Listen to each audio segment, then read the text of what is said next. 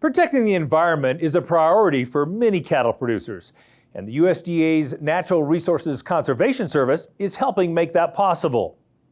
Here's a look at how NRCS is helping an Iowa farmer improve both his sustainability and his profitability.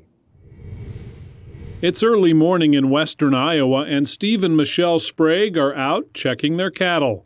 In recent years, they've converted some of their former cropland to grazing. Well, you can see just the lay of the land.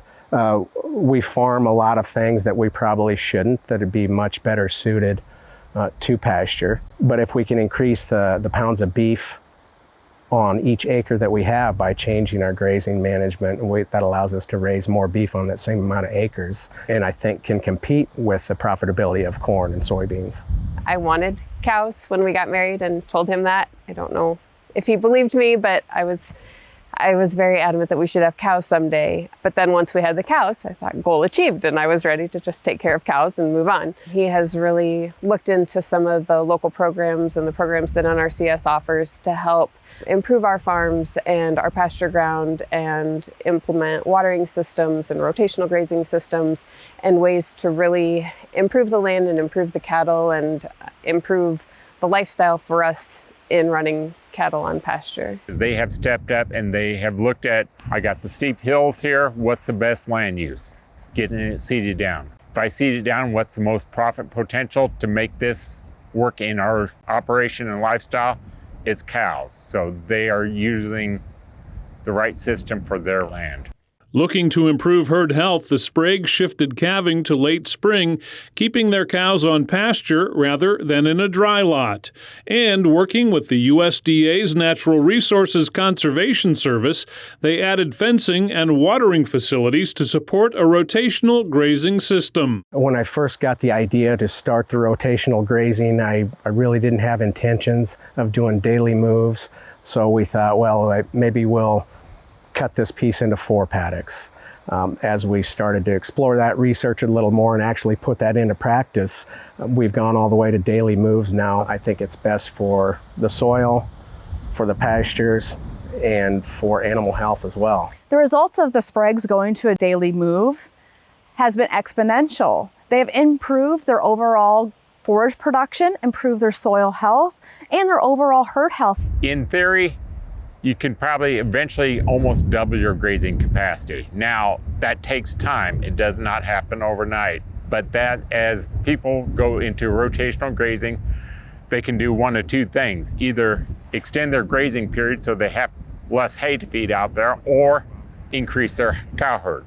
Steve's doing a combination of both. Steve and Michelle also replaced much of their winter hay needs with a practice known as swath grazing. So swath grazing is something unique to this area that Steve and Michelle do. They typically go out sometime in mid to late summer, plant some summer annuals. Typically it's a very diverse mix, upwards of 10 to 20 species.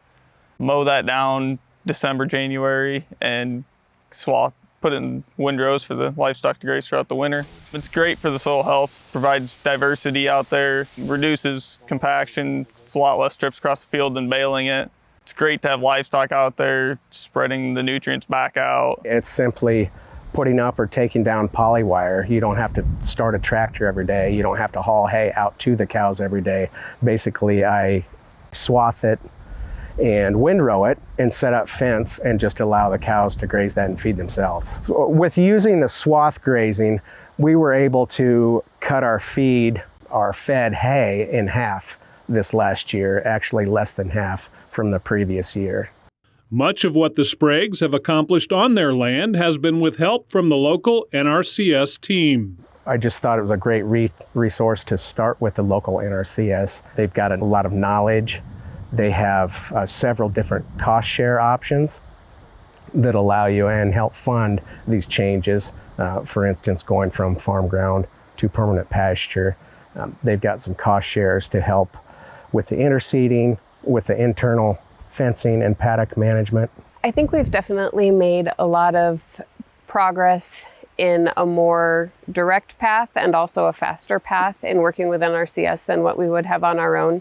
The NRCS offers just a broad wealth of knowledge and experience. They get to see everybody's operations. So they have a lot more experience and a lot more perspectives than what we have just seeing our daily operation. There's more to be done, but the Spragues say they already see a healthier landscape as well as the opportunity for more profitability from their cattle. By improving the soil health, we're growing more forage on the same acres, and in turn growing more beef. But I think a combination of the things, going to the rotational grazing, moving our calving season back to be more in time with nature, it just saves a huge amount of labor and feed and therefore cost, which directly reflects on your profitability.